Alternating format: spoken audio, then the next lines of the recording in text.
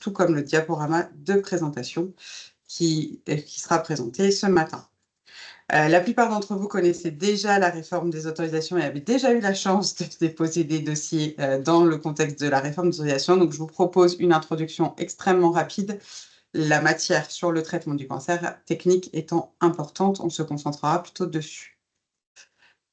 Donc, très rapidement, vous redire donc qu'on a 21 activités qui sont soumises à autorisation, que dans le cadre de la réforme, 3 activités ont été ajoutées, à savoir l'HAD, la radiologie interventionnelle et la médecine nucléaire. Et les EML ont également été révisées en partie. Suite au décret du 25 mars 2024 qui fait suite à la loi Valtou, le traitement du cancer est donc une activité soumise à réautorisation en partie, puisque la partie traitement du cancer pour la modalité... Excusez-moi, je vais demander à mes collègues de couper le micro. Merci beaucoup. Sur la partie traitement du cancer pour la modalité radiothérapie externe, curithérapie, à l'exception de la mention C relative aux enfants, est une activité soumise à renouvellement. Elle ne fera donc pas l'objet d'un nouveau dépôt de dossier de réautorisation. Elle suivra son cours classique d'autorisation. On y reviendra tout à l'heure. Là, vous avez de nouveau ce détail-là pour bien avoir en tête ce qui est en réautorisation et en renouvellement. Et donc, pour ces autorisations-là, on va donc avoir 3 procédures d'autorisation différentes. La partie réautorisation pour les activités de soins qui ont fait l'objet de nouveaux textes, donc de nouvelles conditions techniques de fonctionnement ou conditions d'implantation, et qui n'ont pas intégré le décret Valtou. Et ensuite, on va avoir 2 modalités pour lesquelles on sera en renouvellement, les activités pour lesquelles il n'y a pas eu une modification de texte et les activités pour lesquelles il y a eu une intégration dans le décret Valtou malgré les nouveaux textes. Donc, pour les activités en réautorisation, vous devez nécessairement faire une demande de dossier de dépôt d'autorisation lors de la première fenêtre prévue pour l'activité de soins concernée. Et pendant toute la période d'instruction, les autorisations actuelles sont poursuivies. Donc, le 1er juin 2023, on a eu les nouveaux textes. Le 30 octobre 2023, le SRS Grand Est a été publié. 15 jours avant l'ouverture de la fenêtre, vous avez le BQOS qui est publié, qui permet de voir les dossiers qui peuvent être déposés. La fenêtre est ouverte pour 2 mois et à la fermeture de la fenêtre, le délai de 6 mois pour répondre à votre demande court. Dans cette attente, l'ensemble des autorisations actuelles sont poursuivies. Et juste pour le rappel sur le calendrier pour le traitement du cancer, la fenêtre de dépôt est donc sera ouverte du 21 juillet au 1er octobre 2025, à la suite de la révision du SRS qui sera publiée tout début juillet. Ensuite, il y a une phase de recevabilité complétude de dossier, une phase d'instruction des dossiers, un passage en XOS, les dates seront déterminées en fonction des dossiers que nous aurons reçus. Et enfin, comme on le disait, 6 mois à la fermeture de la fenêtre pour répondre à votre demande. Donc, les autorisations seront délivrées au plus tard le 31 mars 2025. Et donc, je laisse la parole au Dr Schuller pour la partie technique traitement du cancer.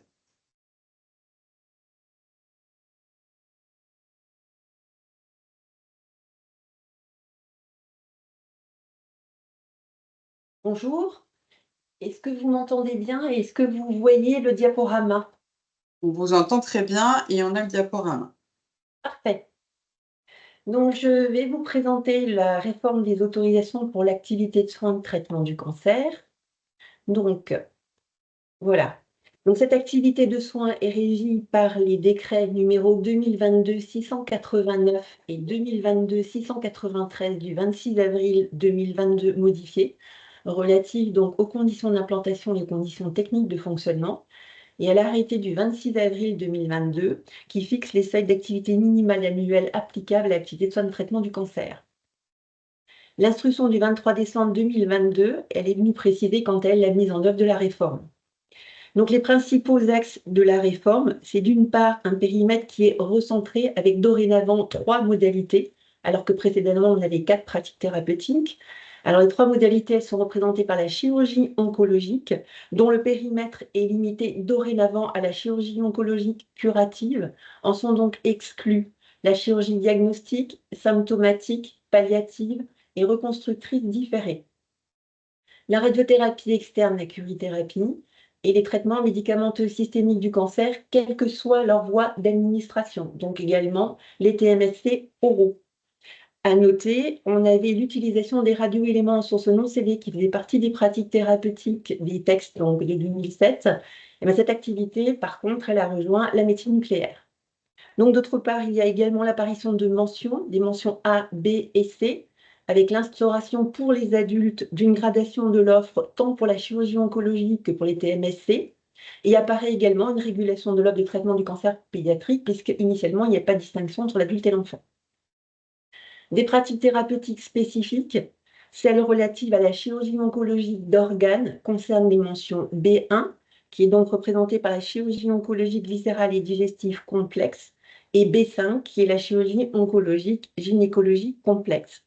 En ce qui concerne les seuils d'activité minimale annuelle, ils existaient déjà dans la précédente réglementation, mais simplement, il y en a des nouveaux, il y en a qui ont été rénovés et d'autres pas. Il s'applique à des mentions, des pratiques thérapeutiques spécifiques. Il s'exprime en nombre d'interventions pour la chirurgie oncologique ou alors donc, de patients pour la radiothérapie externe et pour les traitements médicamenteux systémiques du cancer. Alors, voilà. Donc, pour la chirurgie oncologique, la réforme identifie pour la prise en charge de l'enfant la mention C que vous voyez ici, et pour celle de l'adulte, donc la mention A et la mention B, qui correspond, donc la mention B, c'est toute votre zone bleue au niveau du tableau, qui correspond quant à elle à la chirurgie oncologique complexe. Pour la mention A, on retrouve la segmentation qui était en vigueur dans la précédente réglementation, avec les 6 localisations, la chirurgie oncologique viscérale et digestive avec un seuil à 30, la chirurgie oncologique thoracique à 2 avec un seuil à 40, la chirurgie oncologique ORL cervico-faciale maxillofaciale à 3 avec un seuil à 20, la chirurgie oncologique urologique à 4 avec un seuil à 30, la chirurgie oncologique gynécologique A5 avec un seuil à 20 et la chirurgie oncologique mammaire A6 avec un seuil à 70. Donc, une mention spécifique apparaît et qui est représentée par la chirurgie oncologique indifférenciée, qu'on appelle la mention A7 et pour laquelle il n'y a pas de seuil. Donc, les seuils ont été maintenus, sauf thoracique, où là, on est passé de 30, je vous ai mis ici les anciens seuils, on est passé de 30 à 40, et la chirurgie oncologique mammaire, où là, on est passé de 30 à 70 interventions. Concernant la mention B, qui est représentée ici, elle assure en sus de la chirurgie oncologique de mention A, que vous voyez ici, la chirurgie complexe multiviscérale, multidisciplinaire ou de la récidive ou en zone irradiée, qui constitue la pratique thérapeutique spécifique socle. Elle est commune aux 5 mentions B, donc en termes de chirurgie oncologique complexe, il s'agit donc des chirurgies digestives et viscérales, thoraciques, ORL cervico-faciale maxillofaciale, urologique, gynécologique. Il n'y a pas de mention B pour la chirurgie oncologique mammaire et pour la chirurgie oncologique indifférenciée. Donc, à côté de cette PTS socle, qui est donc représentée par l'activité de chirurgie complexe multiviscérale et multidisciplinaire de la zone irradiée ou de la récidive, il y a la possibilité pour 2 mentions B d'exercer une pratique thérapeutique spécifique de chirurgie oncologique de l'organe. Donc là, sont concernées la chirurgie oncologique viscérale complexe pour 5 organes: l'œsophage ou la jonction œsophagienne, le foie, l'estomac, le pancréas et le rectum, sachant que le seuil est fixé pour chacun de ces organes à 5 interventions et que ces 5 interventions sont dans le seuil de 30 qui s'attache à la mention B1. La deuxième mention... Excusez-moi, on ne vous entend plus. On vous entend moins bien, docteur Schubert, on vous entend un peu loin. Ça fonctionnait bien et là, on vous entend un peu moins bien. Et là, si je fais comme ça, c'est mieux? Un peu. Sans plus? Oui. Et là, est-ce que c'est mieux? Oui, parfait. Ah, je l'ai perdu. Ah, ça y est. Bon. Alors, j'en étais à ma deuxième mention B qui peut pratiquer donc la chirurgie oncologique d'organes. C'est représenté donc par la mention B5, la chirurgie oncologique gynécologique complexe. Et l'organe concerné, c'est l'ovaire. Mais là, la méthode de calcul du seuil, elle est différente, puisque pour l'ovaire, il faut réaliser 20 interventions en sus des 20 interventions qui s'attachent à la mention B5. Ce qu'il faut savoir également, c'est que le seuil n'est calculé que sur un seul acte d'exérèse qui correspond à la cytoréduction complète d'un cancer avancé de l'ovaire. Et que donc, pour un promoteur qui souhaite faire du B5 avec une PTS ovaire, il doit réaliser 20 interventions au titre de la PTS socle de la mention B5. Donc, pour la chirurgie complexe, multiviscérale, multidisciplinaire de la zone irradiée ou de la récidive, et il doit réaliser 20 interventions de plus pour la chirurgie oncologique de l'ovaire sur le seul code de la CCAN, qui est donc la cytoréduction complète d'un cancer avancé de l'ovaire. Néanmoins, l'intégralité de la chirurgie de l'ovaire ne peut être réalisée que par un titulaire de la mention B5 avec la PTS ovaire.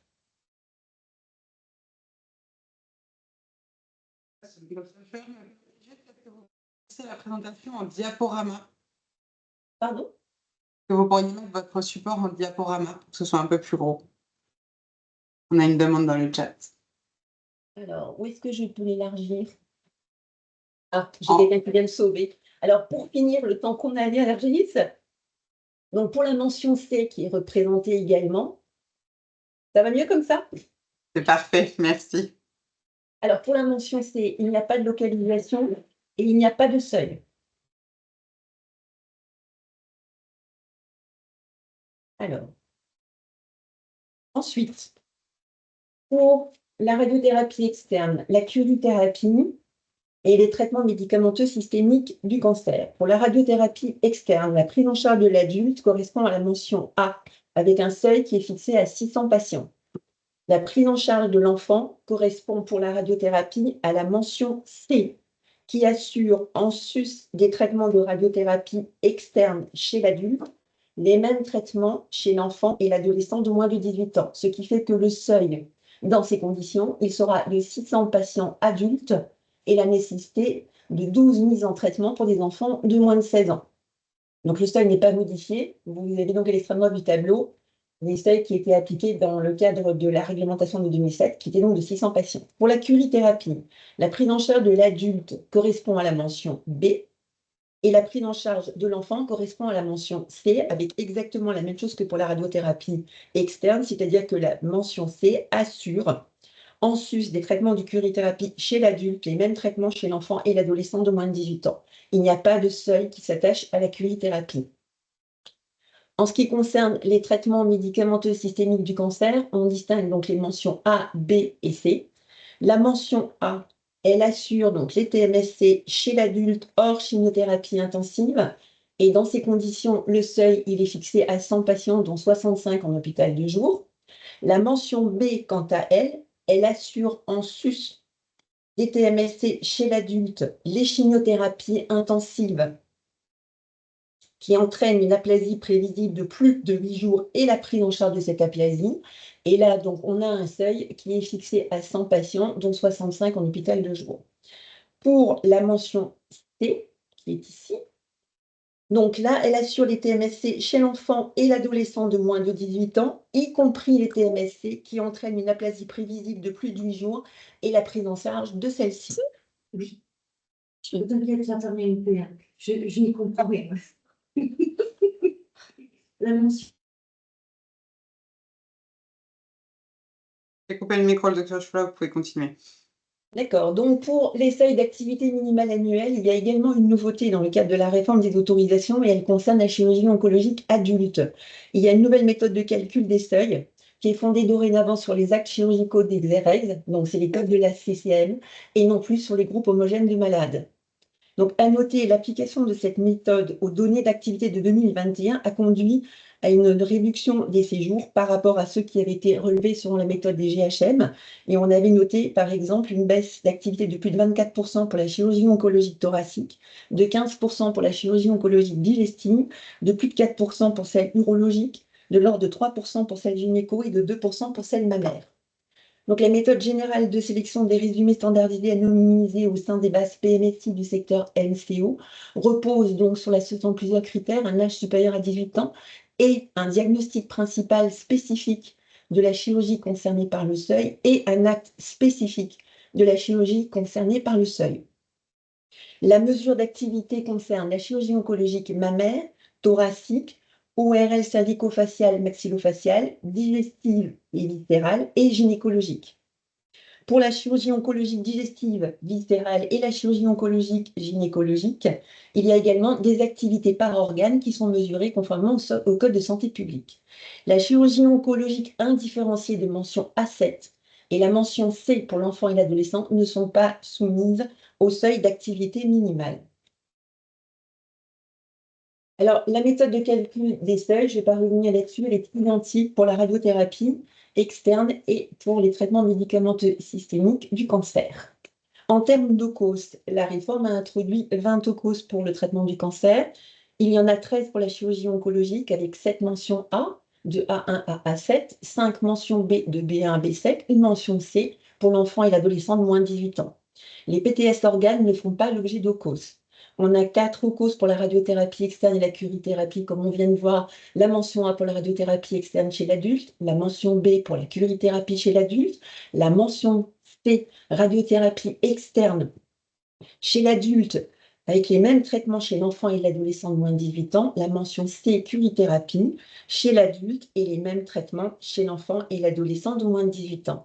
Enfin, pour les TMSC, il y a 3 OCOS qui sont identifiés avec une mention A adulte hors chimiothérapie intensive de mention B, une mention B adulte qui comporte les chimiothérapies intensives qui entraînent une aplasie prévisible de plus de 8 jours et la gestion de cette aplasie, et une mention C, enfant et adolescent de moins de 18 ans, qui comporte également les chimiothérapies intensives qui entraînent une aplasie prévisible de plus de 8 jours et la gestion de cette aplasie.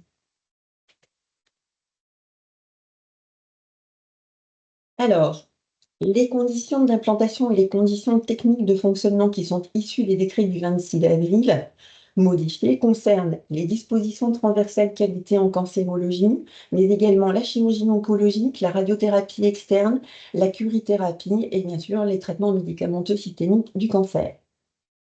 En ce qui concerne les dispositions transversales qualité en cancérologie, elles ont été renforcées dans le cadre de la réforme. Elles prennent en compte les évolutions des pratiques, des techniques et elles portent sur l'intégralité du parcours de soins, de la part curative jusqu'au suivi après traitement. Ces dispositions transversales de qualité en cancéro doivent être remplies par tous les établissements de santé autorisés au traitement du cancer, quelle que soit la modalité dont ils disposent. Je pense qu'on est bon. Merci beaucoup. De rien. Merci. Alors, il s'agit pour le titulaire de l'autorisation d'être membre du dispositif spécifique régional du cancer qui est reconnu par l'INCa.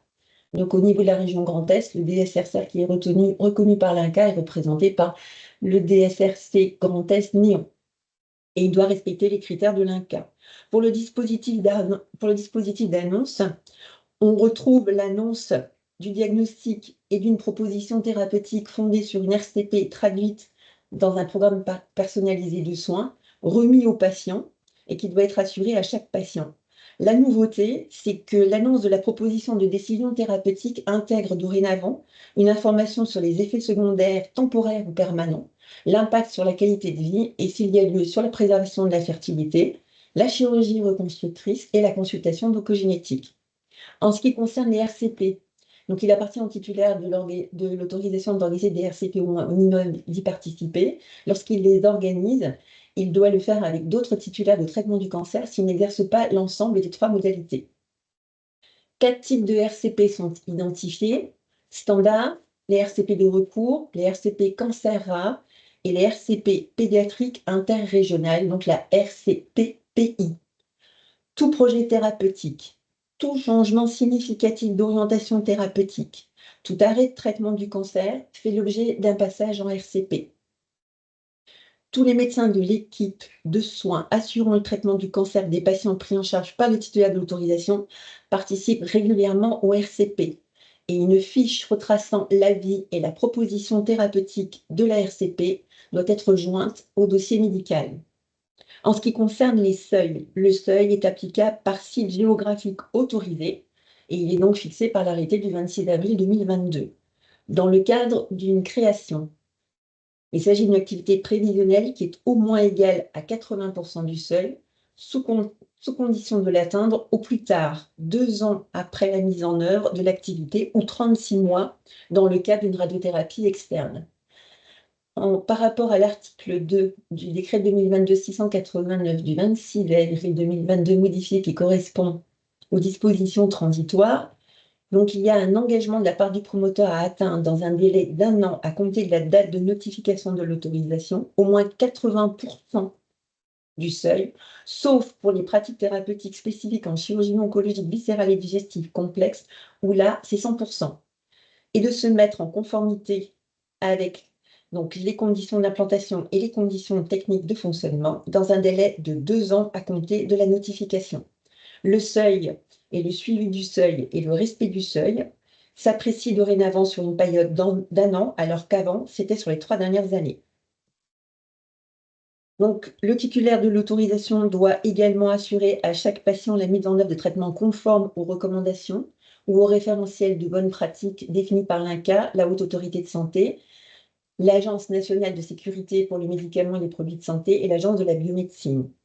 En ce qui concerne donc les traitements innovants et les essais cliniques, l'accès aux traitements innovants et aux essais cliniques est assuré soit par le titulaire, soit par orientation vers d'autres établissements de santé titulaires du traitement du cancer. Le cas échéant, un lien avec une structure existant d'un pays étranger pour les traitements innovants peut être mis en place. L'accès au répertoire des essais cliniques disponibles est mis à disposition des RCP qui est organisé par le titulaire de l'autorisation en lien, le cas échéant, avec le dispositif spécifique régional du cancer. Toute inclusion de patients dans un essai clinique au sein d'établissements ou orienté vers un autre titulaire de traitement du cancer est consignée par écrit afin d'en assurer la traçabilité.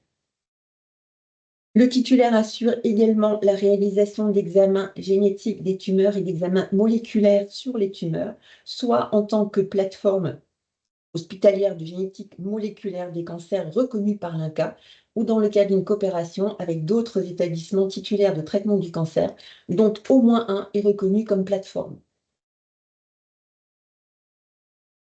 Alors,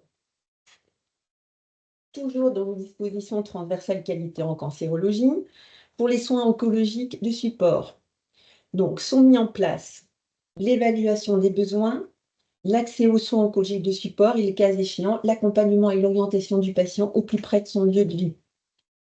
L'information systématique, et ça c'est nouveau, sur les dispositifs nationaux d'information sur les addictions, avec notamment l'alcool et le tabac, et s'il y a lieu, l'orientation vers une consultation d'addicto. Est également mis en place l'orientation si nécessaire vers les centres régionaux de pathologie professionnelle ou environnementale. L'évaluation des besoins en soins oncologiques de support est consignée par écrit, ainsi que le cas échéant, l'accompagnement ou l'orientation vers ces soins afin d'en assurer la traçabilité. Pour la préservation de la fertilité, l'accès aux techniques de préservation de la fertilité doit être organisé au plus près du lieu de vie du patient et en lien avec donc un titulaire d'autorisation de l'AMP. Donc pour mémoire, sont cités donc les 9 soins de support. Donc, il y a eu les 4 qu'on retrouvait déjà dans la précédente réglementation de 2007, la douleur, le soutien psychologique du patient, l'accès aux services sociaux, la démarche palliative. À ces 4 soins de support ont été apportés 5 soins supplémentaires par l'instruction donc de 2017, à savoir l'activité physique adaptée, les conseils d'hygiène de vie, le soutien psychologique des proches et des aidants, la préservation de la fertilité et la prise en charge des troubles de la sécurité. Pour la continuité des soins, donc, il appartient au titulaire de l'autorisation d'organiser la continuité des soins et s'il y a lieu, la coordination des soins au sein de l'établissement, mais également par des conventions avec d'autres titulaires d'autorisation de traitement du cancer. Pour le traitement des complications et des situations d'urgence, l'organisation est mise en place si besoin en proximité du domicile du patient, avec notamment des structures de médecine, d'hospitalisation à domicile en lien avec les professionnels de ville. Ces organisations ont pour but de favoriser le repli du patient auprès du titulaire de l'autorisation de traitement du cancer, en ambulatoire non programmé, par un circuit court d'hospitalisation non programmée ou en urgence. Si le titulaire n'exerce pas l'activité de soins critiques, il doit conclure des conventions avec des établissements qui en sont titulaires. Une auto-évaluation des pratiques de l'activité de soins réalisée annuellement dans l'établissement, dans le cadre du suivi de la qualité pour chaque modalité de traitement du cancer est menée.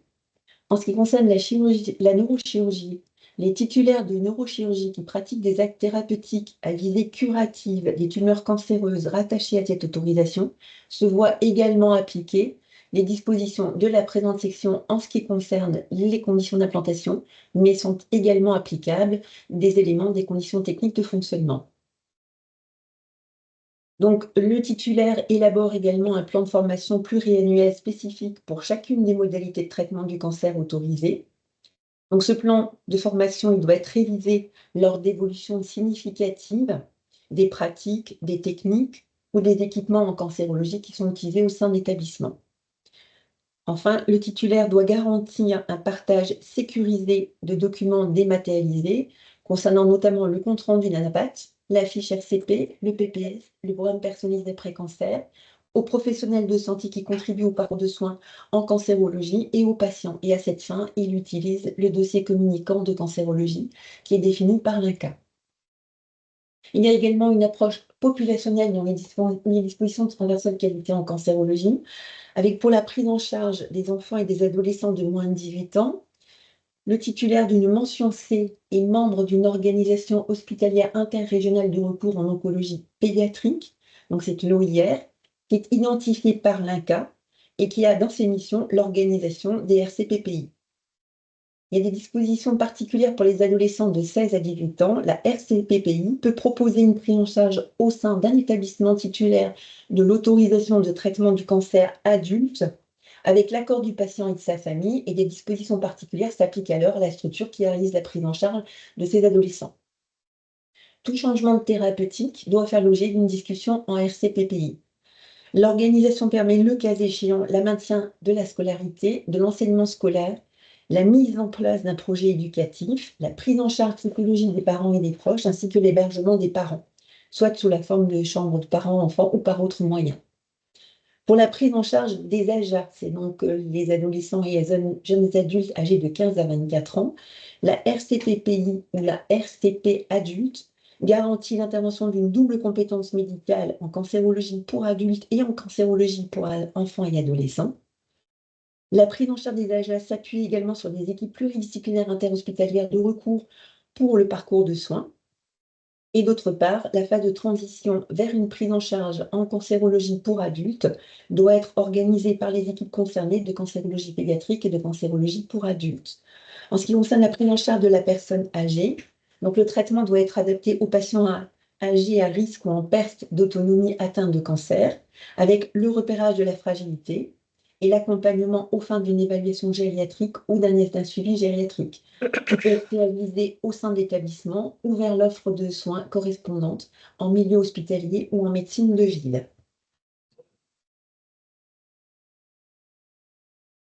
Merci, docteur Schuller. Avant de passer à la partie chirurgie, on proposait de prendre les premières questions sur cette première partie. Donc, docteur Schuller, si vous voulez bien, je vais déjà vous lire celles qui sont dans le chat. Le seuil B englobe les activités A aussi. Oui, c'est ça. Donc, le B, le seuil est bien de 30 interventions. Même si la mention B assure la mention A en termes de chirurgie plus la chirurgie complexe, le seuil pour la mention B pour le digestif, c'est 30. Plus que 2 jours. Vous allez bien récupérer encore des ordonnances, quand je repasse, je leur vois une. Alors, on va juste couper les micros des personnes qui n'interviennent pas. Voilà. Les seuils s'appliquent bien toujours au niveau du site géographique et non de l'établissement juridique. Oui, tout à fait. C'est toujours le site géographique. Pour la mention B, pour les TMSC, quel type de protocoles sont compris? Pour les chimiothérapies intensives qui peuvent nécessiter une aplasie prévisible de plus de 8 jours, eh bien, chez l'adulte, c'est essentiellement les hémopathies malignes. On peut également mettre les tumeurs des testicules, mais pas vraiment d'autres tumeurs solides. Et par contre, chez l'enfant, c'est aussi bien les hémopathies malignes que les tumeurs solides. Merci beaucoup. Donc là, on a pris les questions du chat. On vous propose donc de prendre les questions en direct. Donc, CH de Sarreguemines. Oui, bonjour. Olivier Firtion, chirurgien digestif à Sarreguemines. On voulait savoir pourquoi Sarreguemines n'était pas prévu pour les autorisations de niveau B en matière de cancer du rectum, alors qu'on est très largement au-dessus des seuils. Alors, dans ce webinaire, on ne verra pas de situation individuelle. On est assez nombreux, donc ce ne sera pas possible de traiter les situations individuelles. Donc, on est en parallèle sur ce sujet-là. Donc, on vous propose d'organiser une réunion si vous le souhaitez ou un temps d'échange, mais on ne prendra pas cette question durant ce webinaire. Alors, question subsidiaire, y a-t-il d'autres établissements qui sont dans notre situation, sans parler d'établissements particuliers? Alors, je ne sais pas ce que vous évoquez comme situation. Vous remettez en cause les implantations qui ont été définies par le schéma. À ce stade, vous êtes le seul établissement qui les remet en cause, effectivement. Ok, c'est très clair. J'aurais une autre question si c'est épuisé pour vous, docteur Furtion. Sur la mention des chirurgies complexes, j'avais une question sur une autre discipline, sur l'urologie. Autant c'est très clair sur la chirurgie digestive, autant sur l'urologie, j'ai un peu de mal à situer. J'ai l'impression qu'il manque quand même un niveau de qualification. Est-ce que vous avez plus d'éléments à ce propos? C'est-à-dire, est-ce que vous souhaitez par rapport, parce que la chirurgie, Je vais essayer de préciser ma demande. Oui, chirurgie digestive, on voit bien les organes, etc. Il y a des seuils, enfin, tout ça est très clair, on voit bien votre matrice. Et sur l'urologie, j'ai du mal à saisir. Oui, pour moi, on entre bien dans la chirurgie complexe, mais je n'ai pas ce niveau de précision. Alors, je ne sais pas si c'est moi qui m'y connais ou si j'ai loupé quelque chose. C'est pour ça que je serais intéressé d'avoir votre éclairage là-dessus.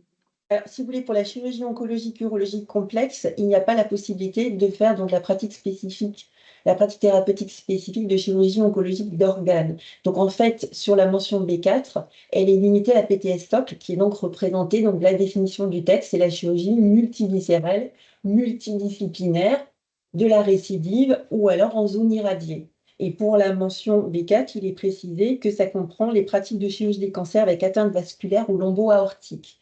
Voilà, c'est les définitions qu'il y a pour la mention B4. Il n'y a pas de PTS d'organes, il y a uniquement la PTS socle, et celle-là, donc, elle est représentée par la chirurgie multiviscérale multidisciplinaire de la récidive ou en zone irradiée. D'accord, merci. Est-ce qu'il y a de la place encore pour d'autres questions? Je ne voudrais pas monopoliser le. Non, mais tout à fait, on est là pour ça. Si oui, alors encore une autre question. Dans l'anticipation de la réponse du dossier de demande d'autorisation, évidemment, on s'inscrit dans les pratiques recommandées par Néon. La réponse est assez simple pour les personnes qui vont sur le dossier. On va répondre oui. Quel est le niveau de détail que vous attendez? Parce que classiquement, on va demander le dossier d'autorisation. Bien sûr qu'il y a des bonnes pratiques, bien sûr qu'elles sont évoluées. C'est quoi le niveau de détail Le niveau de détail, vous voulez dire par rapport le fait que vous avez c'est une question. des traitements conformes, c'est ça que vous voulez demander ou c'est pour un autre domaine, pour les bonnes pratiques? De manière générale, quel est le niveau de justification attendu sur le fait qu'on s'inscrit bien dans le cadre, dans les pratiques recommandées par Néon? Est-ce qu'on applique de manière très large? Ça va du PPS ou je ne sais pas, tous les aspects très, très complexes et ramifiés qu'on peut avoir dans le cadre de prise en charge de patients atteints de cancer. Alors, dans le dossier, vous avez déjà un certain nombre de questions qui vous sont posées, concernant notamment l'organisation des RCP. Il y a bien le dispositif d'annonce. Donc là, dans les mentions, il est dit que vous pouvez détailler et préciser vos modes d'organisation. Donc c'est là justement que vous pouvez préciser que dans le cadre de votre dispositif d'annonce, vous faites évidemment un entretien avec le patient, vous faites une proposition thérapeutique qui a été décidée en RCP et vous faites la remise d'un PPS au patient. Donc ensuite, il y a également la question sur les traitements conformes. Donc là, vous pouvez dire également que tous les traitements et toutes les propositions, elles sont faites à l'issue d'une RCP et elles prennent en compte les référentiels, puisque je pense que vous avez aussi oncologique ou à laquelle vous êtes connecté au niveau de la RCP. Donc ça fait partie des réponses que vous pouvez apporter. D'accord, merci pour le reste. Sur la pratique, excusez-moi, sur la pratique, vous avez également la qualification des chirurgiens, la participation régulière au RCP. Donc, vous verrez dans l'ensemble du document, il y a un certain nombre de questions qui approchent l'aspect qualitatif de la prise en charge. Et sur l'ensemble de ces réponses que vous nous ferez, ça nous permettra justement d'apprécier la mise en œuvre des différents éléments concernant le fonctionnement du dispositif d'annonce des RCP, la qualification des chirurgiens et le plateau technique. Voilà. Ok. Merci. Merci. Je ne vois pas d'autres questions dans le chat, ni d'autres mains levées. Est-ce qu'il y avait des questions sur cette première partie? N'hésitez pas.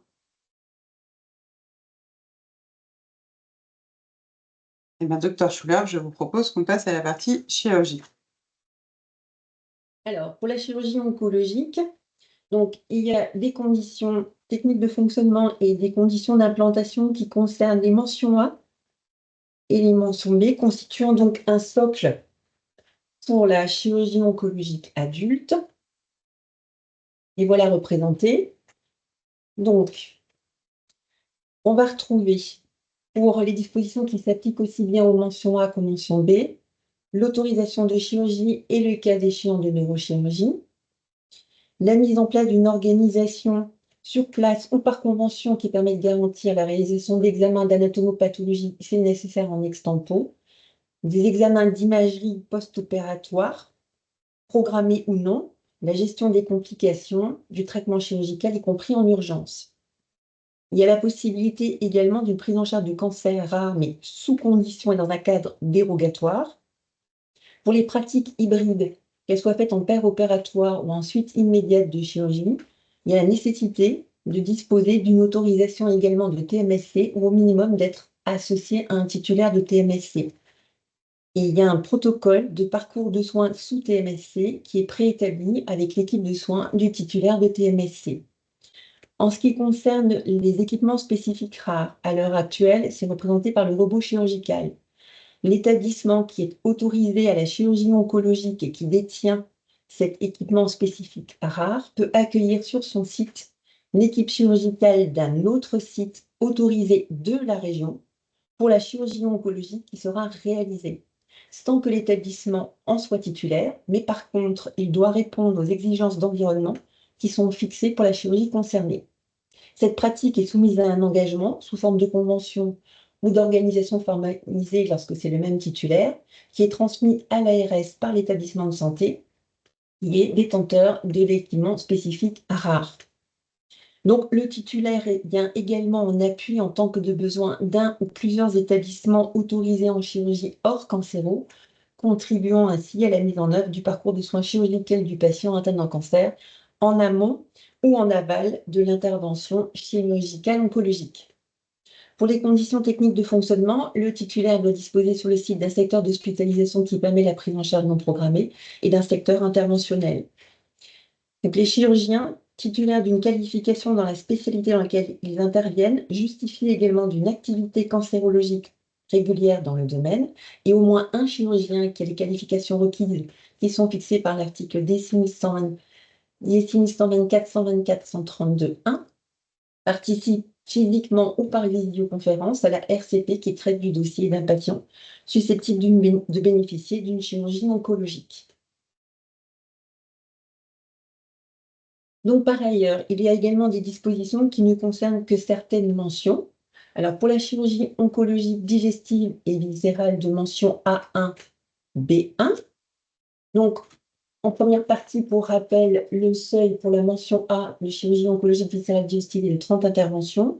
Et pour la mention B1, c'est la chirurgie oncologique viscérale et digestive complexe, comporte également les astreintes péritonéales. Et là, c'est 30 interventions, dont les seuils qui sont liés aux pratiques thérapeutiques spécifiques de chirurgie d'organes, avec 5 organes concernés le cas échéant. Et pour rappel, donc 5 interventions en tant que seuil par organe. Donc, pour les critères qui s'attachent à la mention A1 et B1, on retrouve l'accès sur place ou par convention à l'endoscopie digestive à unité de radiologie interventionnelle pour la mention A1 et la mention B1, l'organisation sur le site permettant des gestes interventionnels mini-invasifs, pareil pour le A1 et le B1, et ensuite uniquement pour la mention B1, un accès sur place à une unité de surveillance continue avec la présence permanente sur le site ou par astreinte opérationnelle d'un médecin anesthésiste réanimateur ou d'un médecin de médecine intensive et de réanimation. L'accès sur le site ou dans des bâtiments voisins à une unité de soins intensifs ou à une unité de réanimation lorsqu'il y a la prise en charge de patients atteints d'un cancer de l'œsophage ou de la jonction gastro-œsophagienne, avec la nécessité d'une convention si justement l'USI ou la réanimation est dans un bâtiment voisin d'une autre entité juridique. D'autre part, toujours pour la mention B1, donc il y a également la nécessité pour les titulaires de mention B d'organiser des RCP de recours, également de protocoliser une coopération multidisciplinaire autour des parcours de soins chirurgico-oncologiques complexes sur place ou territorialisée par voie de convention avec d'autres établissements en vue d'interventions coordonnées. Et enfin, la mention B doit également assurer une mission de recours et d'expertise auprès des mentions A. Pour la mention B1, s'attache également de façon plus particulière à la collaboration pluridisciplinaire opératoire avec des médecins qualifiés spécialistes en chirurgie thoracique et cardiovasculaire. De la même manière, pour la chirurgie oncologique thoracique de mention A2, B2, on va retrouver également des critères qui s'attachent de façon spécifique à ces mentions A2, B2. Donc, le seuil pour la mention A2, qui est donc une chirurgie oncologique thoracique, est de 40 interventions, et pour la mention B2, qui est donc la chirurgie oncologique thoracique complexe, qui comprend la pratique de chirurgie des cancers de la trachée, des cancers envahissants du rachis, du cœur ou de la paroi thoracique, également de 40 interventions. Alors, pour les mentions A2 et B2, on a l'accès sur place ou par convention à l'endoscopie digestive à une unité de radiologie interventionnelle, l'accès sur place à une unité de surveillance continue avec la présence permanente sur le site ou en astreinte opérationnelle d'un médecin anesthésiologue réanimateur ou d'un médecin de médecine intensive et de réanimation, et l'organisation sur le site des gestes interventionnels mini-invasifs. Ensuite, uniquement pour la mention B2, l'accès sur place à une technique de circulation extracorporelle, l'accès à une unité de réanimation sur place ou dans des bâtiments voisins avec la même nécessité de conclure une convention si la réanimation est dans un bâtiment voisin d'une autre entité juridique. On retrouve, comme pour toutes les mentions B, la nécessité pour celle-ci d'organiser des RCP de recours et de protocoliser une coopération multidisciplinaire autour des parcours de soins chirurgico-oncologiques complexes, sur place ou territorialisés, et d'assurer donc la mission de recours et d'expertise auprès des mentions A. Il y a également une collaboration pluridisciplinaire pair-opératoire qui est à mettre en place, avec notamment des chirurgiens qualifiés spécialistes en chirurgie du rachis ou en chirurgie plastique reconstructrice. Pour la chirurgie ORL cervico-faciale, maxillo-faciale, donc les mentions A3, B3, la mention A3, elle présente quant à elle un seuil de 20 interventions, et pour la mention B3, donc la chirurgie oncologique de la ORL cervico-faciale maxillo-faciale complexe, elle comprend la pratique de la chirurgie d'exérèse avec reconstruction complexe dans le même temps opératoire que l'exérèse, avec un seuil qui est fixé également à 20 interventions. Donc, les critères communs aux mentions A3B3, c'est l'accès sur place ou par convention à un laboratoire de prothèses maxillofaciales. Et pour la mention B3, c'est l'accès sur place à une unité de surveillance continue avec la présence permanente sur site ou par astreinte au sein d'AMAR ou d'AMIR. Et on retrouve donc les 3 missions qui s'attachent à la mention B. C'est l'organisation des RCP de recours, la protocolisation de la coopération multidisciplinaire autour des parcours de soins chirurgico-oncologiques complexes et la mission de recours et d'expertise auprès des mentions A. Donc, pour la mention chirurgie oncologique, urologique, et la mention A4, B4. Donc, pour la mention A4, un seuil à 30 interventions. Pour la mention B4, comme dit précédemment, qui correspond à la chirurgie oncologique, urologique complexe, elle comprend les pratiques de chirurgie des cancers avec atteinte vasculaire ou lombo-aortique. Et elle a également un seuil qui est fixé à 30 interventions. Alors, pour les critères qui s'appliquent et aux mentions A4 et B4, c'est l'accès sur place ou par convention à l'endoscopie digestive à une unité de radiologie interventionnelle, l'organisation sur site qui permet les gestes interventionnels mini-invasifs. Et pour les critères qui s'attachent à la mention B4, on retrouve donc l'accès sur place à une USC avec la présence permanente sur site ou par astreinte aux personnes d'AMAR ou d'AMIR. De nouveau, les 3 missions qui s'attachent de façon spécifique aux mentions B qui sont l'organisation des RCP de recours, la protocolisation de la coopération multidisciplinaire et à côté de ça, la mission de recours et d'expertise auprès des mentions A. La collaboration pluridisciplinaire pair-opératoire, cette fois s'entend avec des médecins qualifiés spécialistes en chirurgie viscérale et digestive ou en chirurgie vasculaire. Les mentions A5, B5, donc là, il s'agit de la chirurgie oncologie gynécologique pour la mention A5 avec un seuil fixé à 20 interventions. Et pour la mention B5, donc c'est la chirurgie oncologique gynécologique complexe qui comprend la chirurgie des cancers avec atteinte péritoniale donc de 20 interventions, et ensuite, le cas échéant, la pratique thérapeutique spécifique de mention B5 de chirurgie oncologique de l'ovaire de 20 interventions. Donc là, il y a un critère qui s'attache à la mention A5 et B5, c'est l'organisation sur le site qui permet des gestes interventionnels mini-invasifs. Et ensuite, pour la mention B5, c'est l'accès sur place à une USC et la présence permanente sur site ou par astreinte au bassin d'Amar ou d'Amir. Et à nouveau, les 3 missions qui s'attachent à la mention B, l'organisation des RCP de recours, la protocolisation de la coopération multidisciplinaire autour des parcours de soins chirurgicaux oncologiques complexes, et enfin, la mission de recours et d'expertise auprès des mentions A. Pour la chirurgie oncologique mammaire, c'est la mention A6, il n'y a pas de mention B.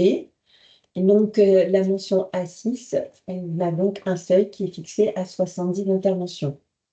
Donc, en termes de plateau technique, il s'agit pour le titulaire de l'autorisation de disposer d'un accès sur place aux techniques de repérage mammaire pour la préparation d'intervention, d'un accès sur place ou par convention aux techniques de vengeance sentinelle dans le cadre d'un protocole qui est préétabli avec une équipe de médecine nucléaire, toujours dans le cadre de la préparation d'intervention, d'un accès si nécessaire pendant le temps opératoire à l'image mammaire de la pièce opératoire au sein du secteur opératoire, ou bien dans un plateau technique d'imagerie qui est dans l'enceinte de l'établissement ou dans un bâtiment voisin et dans le cadre d'un protocole qui a été préétabli avec des médecins radiologues. Et d'autre part, il est prévu également l'accès sur place ou par convention aux techniques de reconstruction mammaire. Pour la chirurgie oncologique indifférenciée de mention A7, donc là, comme on l'a vu précédemment, il n'y a pas de mention B7, il n'y a pas de seuil, mais il y a des locus. Les chirurgies oncologiques qui en relèvent, elles sont donc les os et les tissus mous, ophtalmologiques, la neurochirurgie, également la chirurgie dermatologique en secteur interventionnel et également la chirurgie oncologique de la thyroïde, lorsque l'activité de la sphère ORL maxillofaciale est limitée à cette seule pratique. Elle est également comptabilisée au sein des mentions A3 et B3. Une activité limitée aux actes de chirurgie thyroïdienne ne suffit pas, quel qu'en soit le niveau, pour que celle-ci soit identifiée au sein d'une mention de chirurgie oncologique de la sphère ORL cervico-faciale maxillofaciale. Une telle activité sera alors couverte par l'autorisation de chirurgie des cancers de mention A7 sans être soumise au seuil spécifique du cancer de la thyroïde. Alors, pour la chirurgie oncologique pédiatrique de mention C, donc les critères qui s'attachent donc à la mention C en termes de conditions d'implantation et de conditions techniques de fonctionnement vous sont présentés. Alors, en italique, ce sont des critères qu'on a déjà vus pour les mentions A et B. Donc, de même, pour le titulaire de la mention C, il faut une autorisation de chirurgie et le cas échéant de neurochirurgie. La mention C ne peut être accordée que si le titulaire est également autorisé à la modalité de traitement du cancer, de TMSC, pardon. Donc, le titulaire de l'autorisation doit organiser sur place ou par convention une organisation qui permet de garantir la réalisation d'examens d'anapathie nécessaires en ex-tempo, des examens d'imagerie médicale en post-opératoire programmés ou non, et la gestion des complications du traitement chirurgical, y compris en urgence. Le titulaire de mention C doit également disposer d'un accès sur place à une unité de surveillance continue et doit assurer une présence permanente sur le site ou par astreinte opérationnelle d'un médecin anesthésiste réanimateur ou d'un médecin de médecine intensive et de réanimation. Donc, la prise en charge en chirurgie oncologique de cancer rare est possible, mais sous condition et dans un cadre dérogatoire. On retrouve également donc, la pratique hybride en péri-opératoire ou en suite immédiate de la chirurgie, avec la nécessité d'être autorisé au TMSC ou être associé à un titulaire au TMSC. Normalement, la mention C étant autorisée la mention donc, et au TMSC, il n'y a pas lieu de demander. Néanmoins, il y a des cas où il peut y avoir des autorisations de mention C dérogatoires avec une seule localisation sans qu'il y ait l'obligation de TMSC. Pour l'équipement spécifique rare, il s'agit de la même organisation que celle qui a été présentée pour les mentions A et B. Et le titulaire d'une mention C peut également assurer un appui en tant que de besoin d'un ou plusieurs établissements autorisés en chirurgie hors cancéro, contribuant ainsi au parcours de soins chirurgical du patient atteint d'un cancer en amont ou en aval de l'intervention chirurgicale oncologique.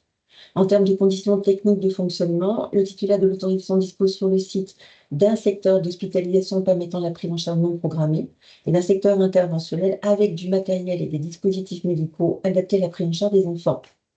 Il dispose également sur place ou par convention d'une imagerie adaptée aux enfants avec possibilité de sédation profonde, Également une organisation sur le site permettant les gestes interventionnels mini-invasifs doit être mise en place. Les chirurgiens titulaires d'une qualification dans la spécialité dans laquelle ils interviennent ou la qualification de spécialité en chirurgie pédiatrique, il doit également disposer au niveau de son équipe de personnel soignant compétent en cancérologie ou justifiant d'une expérience de prise en charge du cancer de l'enfant. Et au moins un chirurgien qui a les qualifications requises précisées par l'article D 124-132-1 participe physiquement ou par visio à la RCPPI qui traite du dossier du patient susceptible de bénéficier d'une chirurgie oncologique. Voilà pour la prise en charge chirurgicale. Merci, docteur Schuller. Peut-être effectivement, avant de passer à la radiothérapie, prendre les questions déjà du chat sur la partie chirurgie. Donc, dans le cadre des demandes d'activité onco de spécialité, faut-il demander systématiquement une dérogation pour exception géographique si on n'est pas sûr d'atteindre le seuil de 80% d'activité lors de la demande? Alors, on n'a pas identifié dans le PRS de mention A pour exception géographique. Effectivement, ils ne font pas l'objet de cause, mais ça doit figurer de façon littéraire au niveau du PRS, ce qui n'est pas le cas. Donc, on n'a pas cette possibilité. Merci. Il y avait une question sur les cancers de la thyroïde, mais ça a été répondu pendant la présentation. Une autre question, la mention B1 nécessite la pratique de l'ensemble des actes complexes au sein de l'établissement ou une autorisation peut être délivrée par organe? Alors, pour avoir accès à la PTS organe, il faut avoir la mention B1.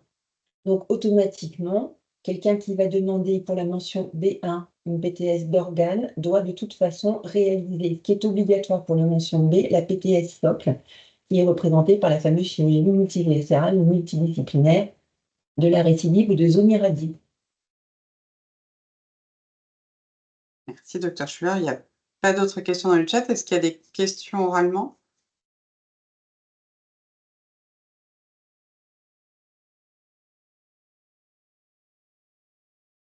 Bien, je ne vois pas d'autres demandes de prise de parole. Donc, docteur Schuller, on peut continuer.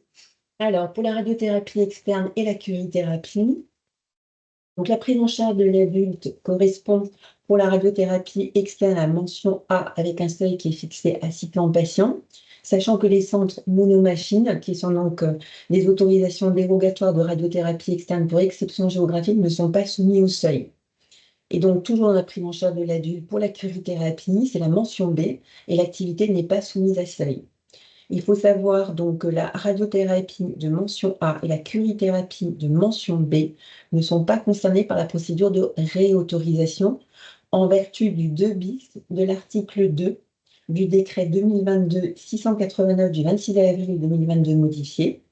En effet, les titulaires d'une autorisation de traitement du cancer pour la radiothérapie externe et la curithérapie délivrée sous l'égide des décrets de 2007 qui étaient en cours de validité au 31 mai 2023 sont réputés autorisés pour les mentions correspondantes. Donc, la mention A pour la prise en charge chez l'adulte en radiothérapie externe et la mention B pour la prise en charge chez l'adulte en curithérapie. C'est le directeur général de l'ARS qui notifie la modification de cette autorisation. Les courriers de notification de l'ARS Grand Est ont été envoyés en grande majorité le 13 février 2025. Par contre, les titulaires donc, de mention A pour la radiothérapie externe et de mention B pour la curithérapie devront par contre déposer un dossier de renouvellement 14 mois au plus tard avant la date d'échéance de l'autorisation. Donc, en ce qui concerne la prise en charge des enfants et des adolescents de moins de 18 ans, elle est donc représentée par la mention C, donc radiothérapie externe chez l'adulte et les mêmes traitements chez l'enfant et l'adolescent de moins de 18 ans, avec un seuil à 600 patients adultes et 12 mises en traitement pour les enfants de moins de 16 ans. Donc, en mention C, pour la radiothérapie externe, il y a 2 implantations qui sont identifiées dans les OCOS du SRS 2023-2028. On a une implantation en zone de recours centre et une implantation en zone de recours est. Donc, toujours pour la prise en charge chez l'enfant et l'adolescent de moins de 18 ans. Et donc, pour la curithérapie, c'est une prise en charge chez l'adulte et les mêmes traitements chez l'enfant et l'adolescent de moins de 18 ans. Et c'est une activité qui n'est pas soumise à seuil. Il n'y a pas d'implantation en grand test pour la curithérapie de mention C. Aucune demande n'est recevable dans ces conditions. C'est tout pour la radiothérapie externe, la curithérapie. Je sais pas si ça s'appelle des questions, il n'y en a pas eu dans le chat. Alors, nous passons au traitement médicamenteux systémique du cancer, donc les mentions A, B et C. Donc, les TMSC regroupent la chimiothérapie, les thérapies ciblées, l'immunothérapie et les médicaments de thérapie innovante, quelles que soient les voies d'administration, dont sont compris également les voies orales. Donc, les mentions, il y en a 3, la mention A, la B et la C. La mention A, donc, assure les TMSC chez l'adulte en dehors des chimiothérapies intensives qui sont citées en mention B. La mention B assure en sus des TMSC chez l'adulte les chimiothérapies intensives qui entraînent une aplasie prévisible de plus de 8 jours et la prise en charge de cette aplasie prévisible. Donc, comme c'était signalé tout à l'heure, ça concerne à ce stade les TMSC lourds en hématologie et des cancers des testicules. Exceptionnellement, d'autres tumeurs solides pourront être concernées au regard des molécules existantes. Donc pour la mention C, elle assure donc quant à elle les TMSC chez l'enfant et l'adolescent de moins de 18 ans, y compris les traitements médicamenteux intensifs qui entraînent une aplasie prévisible de plus de 8 jours et la prise en charge de cette aplasie prévisible. Elle assure également la mission de coordination de l'intégralité du parcours de soins du patient mineur pris en charge, ainsi que l'expertise et le recours en cancérologie pédiatrique pour les autres établissements de santé, ainsi que la médecine de ville, contribuant à ce parcours de soins. Et là, les chimiothérapies intensives concernent à la fois l'hématologie et les tumeurs solides. Donc, pour les seuils d'activité minimale annuelle, il s'applique donc à la mention A et la mention B, donc TMSC chez l'adulte, et c'est donc des TMSC par injection intraveineuse, dont les TMSC par injection intraveineuse en hôpital de jour. Et le seuil est fixé à 100 patients, dont 65 en hospice de jour. Il n'y a pas de seuil pour la mention C et il n'y a pas de seuil pour les chimiothérapies intensives entraînant une aplasie prévisible de plus de 8 jours. Alors, les conditions d'implantation et les conditions techniques de fonctionnement qui s'appliquent de façon commune aux mentions A, B ou C.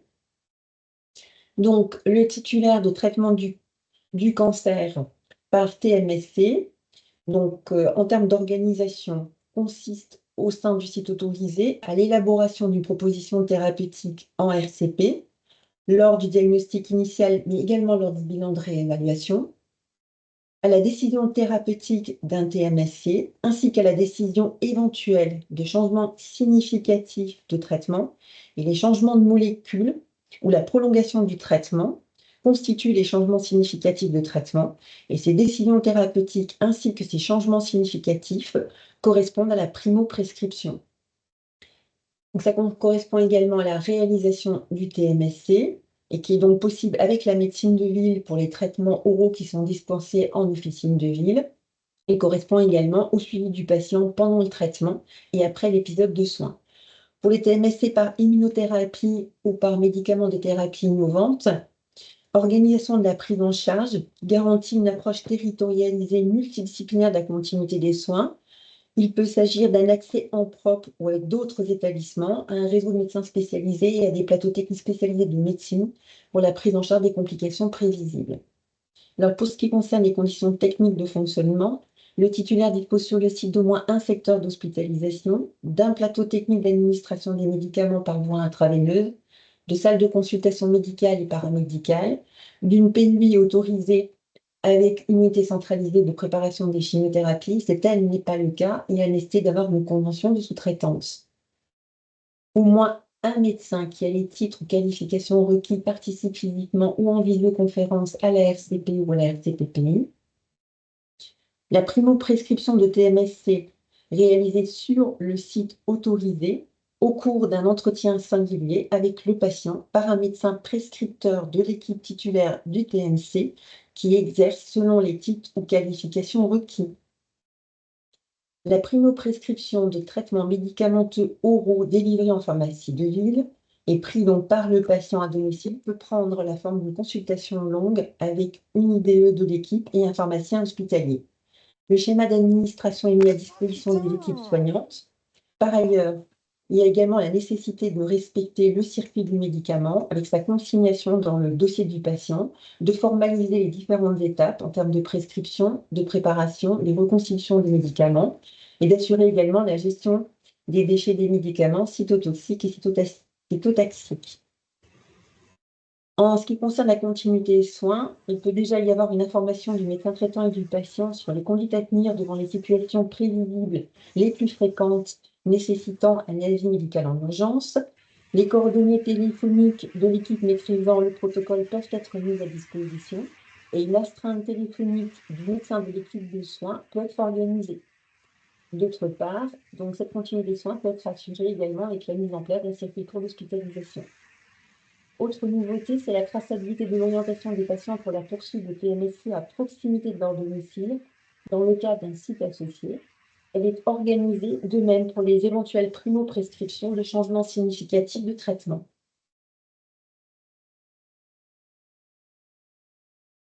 Alors, les conditions d'implantation et les conditions techniques de fonctionnement qui s'appliquent de façon plus spécifique aux mentions B et C dans le cadre de la prise en charge de l'aplasie prévisible de plus de 8 jours. Donc, pour les conditions d'implantation, donc on retrouve bien sûr la prise en charge au sein du site autorisé de l'aplasie prévisible de plus de 8 jours qui est induite par la chimiothérapie intensive. La mention C satisfait également aux articles R6123, 151, R6123, 158 qui a trait notamment à la filière territoriale de soins pédiatriques. Les mentions B ou C doivent disposer sur le site d'une permanence médicale au moins par astreinte opérationnelle, d'une unité de surveillance continue et d'une permanence médicale sur place pour la prise en charge du patient dont le traitement par chimiothérapie intensive entraîne une aplasie prévisible depuis 8 jours. Il y a nécessité également de disposer sur le site d'une unité de soins intensifs hématologiques pour la mention B et d'une unité de soins intensifs ou d'une unité de soins intensifs hématologiques pour la mention C. Par ailleurs, un accès sur place ou par convention à une unité de réanimation dont la proximité et l'accessibilité permettent de garantir la sécurité du patient et qui dispose d'un dispositif de décontamination de l'air doit également être mis en place. Enfin, dans les conditions techniques de fonctionnement, le secteur d'hospitalisation comprend des chambres individuelles équipées de dispositifs permettant la décontamination de l'air. Pour les équipes médicales et paramédicales qui interviennent dans l'administration des TMSC, donc la mention A dispose d'au moins une équipe comprenant au moins un médecin spécialisé en oncologie médicale ou en oncologie radiothérapie, ou au moins un médecin qualifié spécialisé en oncohémato ou qualifié spécialisé en hématologie, compétent et justifiant d'une expérience dans la pratique de TMSC s'il y a la prise en charge d'hémopathie maligne. Également des IDE formés ou expérimentés à la prise en charge du cancer. La mention B dispose également d'une équipe qualifiée qui assure les chimiothérapies intensives entraînant une aplasie prévisible de plus de 8 jours, comprenant au moins les professionnels de santé suivants, au moins un médecin qualifié spécialiste en oncologie hématologie ou un médecin spécialisé en hématologie, compétent et justifiant d'une expérience de la pratique de TMSC, au moins un médecin qualifié spécialiste en oncologie médicale ou en oncologie radiothérapie lorsque la chimiothérapie intensive concerne une tumeur maligne, et des IDE formés ou justifiant d'une expérience à la prise en charge du cancer par chimiothérapie intensive à la gestion des complications. La mention C dispose au moins d'une équipe qualifiée comprenant les professions suivantes, au moins un médecin spécialisé en pédiatrie compétent en cancérologie et justifiant d'une expérience dans la pratique de TMC, des infirmiers diplômés d'État formés ou justifiant d'une expérience à la prise en charge du cancer chez l'enfant. Et pour les chimiothérapies intensives entraînant une aplasie prévisible de plus de 8 jours, un médecin qualifié spécialisé en pédiatrie, justifiant d'une expérience dans les aplasies de longue durée, des IDE formés ou justifiant d'une expérience à la prise en charge du cancer par chimiothérapie intensive et à la gestion de ses complications. Voilà pour la prise en charge des TMSC. Merci. Alors, il n'y a pas eu de questions dans le chat à ce stade. Est-ce qu'il y a des questions?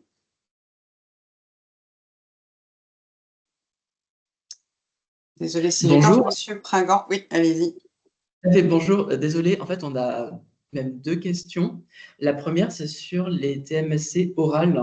qu'on a du mal à comptabiliser chez nous parce qu'il n'y a pas forcément d'adéquation entre les consultations qui sont réalisées et ensuite la délivrance d'une TMSC orale en pharmacie de ville. On a du mal à faire le lien.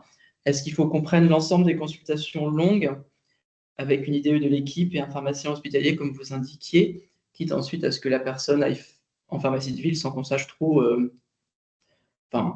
le lien avec nous. Comment en fait comment comptabiliser concrètement ces TMSC orales? C'est la première question. Et la deuxième question est vraiment davantage sur l'intitulé du dossier. Elle porte sur la description de la situation démographique des équipes de soins. Dans les dossiers qui portent sur la chirurgie oncologique, cette situation démographique concerne uniquement les effectifs médicaux, mais sur le dossier TMSC, elle semble concerner l'ensemble des équipes de soins, donc comprenant également les personnels non médicaux. Est-ce que vous pourriez préciser sur ce deuxième point ce qui est attendu? Concernant la prescription de chimiothérapie orale, vous pouvez effectivement mettre en termes d'activité vos consultations, comme vous l'identifiez. C'est voir, ouais, mettez ça comme données, puisque, alors, normalement, je pense qu'elles sont repérables dans le DIM, enfin, au niveau du PNSI. Je crois qu'il y a un code PPCO pour repérer éventuellement vos consultations qui sont faites avec un infirmier et éventuellement un pharmacien du site. Donc ça, vous pouvez vous rapprocher de votre DIM, et si vous avez ces données, c'est suffisant. Et donc, effectivement, pour la chirurgie oncologique, vous avez vu que c'est essentiellement la qualification des chirurgiens qui apparaît, donc c'est pour ça qu'il est demandé. Donc, la situation démographique pour les chirurgiens. Par contre, pour les TMSC, vous avez aussi bien des qualifications qui sont requises pour les médecins et des formations d'expérimentation pour les IDE, donc vous mettez bien pour les deux aspects. C'est-à-dire que vous pouvez indiquer vos postes vacants, les postes pour lesquels vous avez les postes pourvus et les postes pour lesquels vous allez éventuellement recruter des départs prévisibles. Voilà. Parfait, merci, c'est très clair. Alors, on a une question dans le chat. Quelle différence entre médecin spécialisé et médecin qualifié spécialisé en hémato? Donc, c'est les qualifications ordinales. Ça correspond à des qualifications ordinales. Donc, bien mentionner la qualification ordinale des praticiens dans le tableau quand vous ferez monter vos dossiers. Merci. Est-ce qu'il y a d'autres questions? Centre hospitalier de Saint-Dizier, bonjour. J'aurais aimé avoir une confirmation par rapport aux conditions techniques de fonctionnement pour la mention A sur les TSMC. Vous indiquez qu'il faut au moins un médecin spécialisé ou au moins un médecin qualifié. On est bien d'accord que ce n'est pas sur la base d'un temps plein? Si, on avait interrogé le ministère et le ministère a bien dit que ça s'entendait comme étant un temps plein. Ça s'entend comme un temps plein, d'accord. Oui. Merci.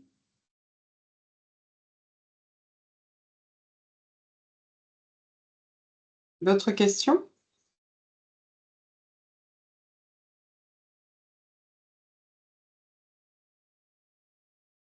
Eh bien, docteur Schwer, je propose qu'on continue. En fait, il y avait juste une diapositive concernant les sites associés. Effectivement, ça n'entre pas dans le cadre du dossier, mais c'était par rapport à des questions qu'on avait eues sur le fait que les sites autorisés entraient ou pas dans le dispositif d'autorisation. Donc là, c'était juste pour dire que les sites associés à un titulaire de modalité de TMSC n'entrent pas dans le champ des autorisations. Et que toujours dans le cadre d'une organisation formalisée qu'un titulaire de la modalité de TMSC et sans être soumis à l'autorisation de traitement du cancer, des établissements peuvent donc appliquer les TMSC qui ont été décidés et primo-prescrits par le titulaire de l'autorisation de TMSC et ils peuvent réaliser également le suivi de tels traitements sans préjudice donc de l'application articulaire 6123-94 qui correspond au suivi. Donc, les structures qui peuvent être sites associés, ce sont les titulaires d'une notion de médecine, de chirurgie, de radiologie interventionnelle, de soins médicaux et de réadaptation ou d'hospitalisation à domicile. Donc, les conditions à remplir, on a toujours le fait de devoir participer au dispositif régional spécifique du cancer, mais il y a dorénavant également un certain nombre de dispositions relatives aux traitements médicaux systémiques du cancer et aux dispositions transversales qualité en cancérologie qui s'appliquent dorénavant aux sites associés. Et il y a également le respect des critères de l'INCa. Il y a également des précisions qui sont données quant aux praticiens, qui peut être donc au niveau de ce site associé. Donc, c'est au moins un praticien qui a une formation médicale continue universitaire diplômante ou une formation attestée en cancérologie qui justifie une expérience en administration de TMSC. Et donc, il est mentionné que pour les HAD, cette condition peut être remplie par voie de convention. Donc, en ce qui concerne la formalisation, donc la prise en charge donc, au sein du site associé fait l'objet d'une inscription dans le CEPOM de l'établissement de santé associé. Et le projet d'organisation formalisé est transmis quant à lui par le titulaire de l'autorisation de TMSC à l'ARS ou au cas échéant aux ARS territorialement compétentes. Les conditions et les modalités de l'organisation formalisée sont précisées quant à elles par un cahier des charges qui est fixé par arrêté du ministre chargé de la Santé, mais qui n'est pas paru à ce jour. Donc, il convient de noter qu'à l'heure actuelle, aucun établissement du Grand Est n'est autorisé à la modalité de TMSC. Donc, en application des dispositions transitoires du décret du 26 avril 2022 modifié, les dispositions de l'article R 6123-94 du Code de santé publique issu du décret du 21 mars 2007 restent toujours opposables aux actuels titulaires d'autorisation de traitement du cancer par chimiothérapie, jusqu'à l'octroi des nouvelles autorisations de traitement du cancer après la première fenêtre de dépôt des demandes. Voilà, c'est une petite précision sur les sites associés. Est-ce que vous avez des questions sur les sites associés?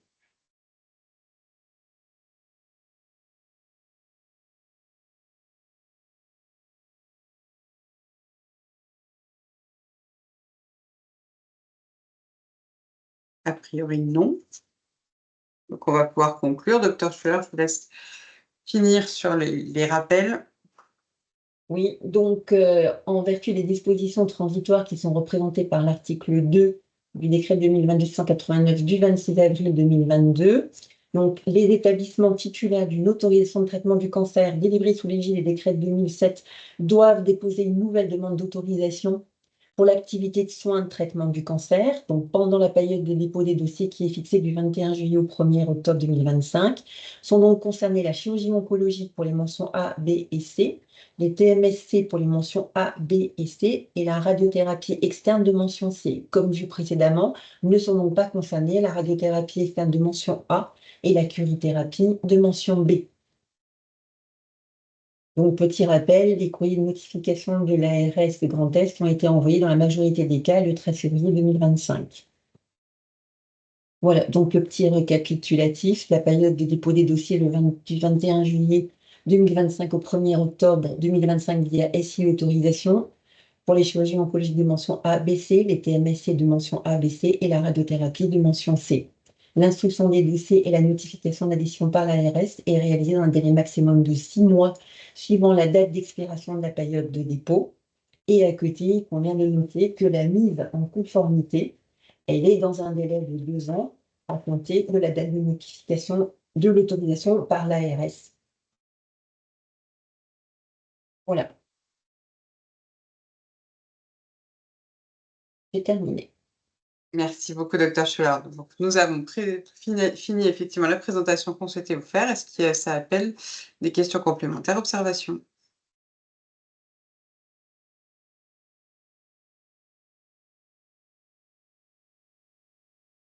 PH de Sarreguemines?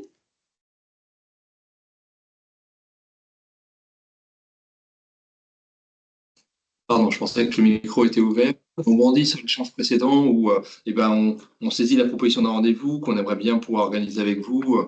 Bon, il y a tout le monde, on a bien compris. Est-ce qu'on peut rester un instant pour essayer d'organiser ça dans la foulée ou à quel numéro on peut vous joindre? Question assez basique. Oui, sans problème. On reste avec le Dr. Schuller et la référente aussi de votre territoire qui est Rennes, Guyenne, Marpeau. Super, merci.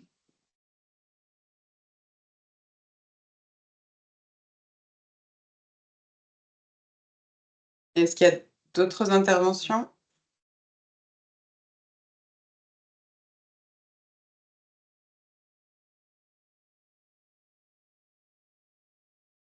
Alors, on en a une dans le chat.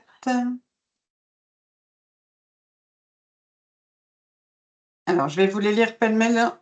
Donc, dans le dossier, pour chaque mention en chirurgie, il est demandé les capacités, les effectifs. Mais en tout cas, pour les HCC, on ne peut pas détailler ces informations par mention. La chirurgie des cancers est exercée dans les services de chirurgie par spécialité chirurgicale. Il n'y a pas d'unité dédiée au cancer. Certaines spécialités chirurgicales partagent une même unité d'hospitalisation. On ne peut même pas indiquer de capacité ou d'effectifs en global pour la chirurgie cancérologique ou la cancérologie en général. Donc pour l'instant, je ne vois pas quelles informations on indiquera dans le formulaire. On ne pourra qu'indiquer les capacités et des effectifs généraux par service en document en annexe. Est-ce que ça irait? Oui, tout à fait. On a conscience qu'effectivement, il y a dans peu de cas des capacitaires qui sont dédiés uniquement à la cancérologie. Donc, vous indiquez pour les différentes mentions que vous allez demander dans quel service l'activité est réalisée, vous indiquez le capacitaire du service. Et concernant les effectifs, vous indiquez effectivement les effectifs du service, sachant que vous aurez également à remplir et à préciser les chirurgiens qui assurent la chirurgie oncologique.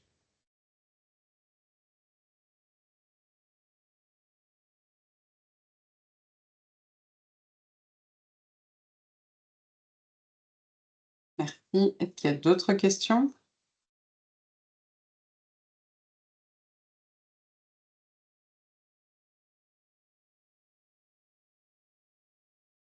Donc, bien évidemment, vous avez un droit de remords, évidemment, tout le long de la procédure. On reste à votre disposition par mail, par téléphone, bien sûr. Ce webinaire sera donc mis à disposition de notre site internet, tout comme le diaporama qui a été présenté, qui peut également vous servir dans toute la procédure. La fenêtre ouvre donc le 21 juillet. On reste à votre disposition. Et il me reste à vous souhaiter donc une bonne journée. À bientôt. Et donc, on reste nous connectés. J'ai vu que Thomas Hollander était également connecté pour la DT57. S'il souhaite, s'il peut pouvoir rester également. Merci beaucoup à tous et bonne journée. Bonne journée, merci. Merci. Merci, au revoir. Merci, au revoir. Merci, au revoir. Merci, au revoir. Merci.